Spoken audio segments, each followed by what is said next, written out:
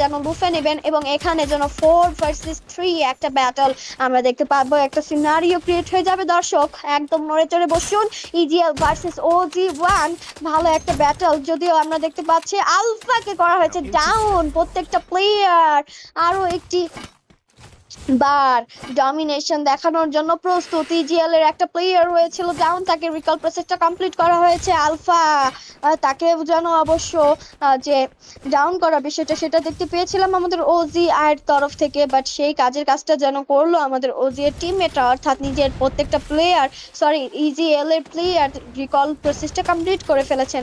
এখন দেখা যাক 3 ভার্সেস 4 একটা সিনারিওতে শ্যাডো, সে কিন্তু অবশ্য হাই ড্যামেজ ডিল করা প্লেয়ার হিসেবে আমাদের বিবেচিত হবেন। আলফা আসবেন এগিয়ে, তিনটি প্লেয়ার একদম সামনে থেকে রাশ দেওয়ার সুযোগে রয়েছেন। ইজিএল এর একটা প্লেয়ারকে ধসিয়ে যেতে দেখলাম আমাদের ওএমএ তাদের হাতে, এবং ইজিএল এখানে হলোটা কি, পাশার দান যেন ঘুরে যাওয়ার চেষ্টাটাই দেখতে পাচ্ছি। দুইটি প্লেয়ারকে স্পট করা হয়েছে একই জায়গা থেকে, এবং এইখানেই সমাপ্তি ঘটাবে হয়তো বা ইজিএল এর, নয়তো ওজি।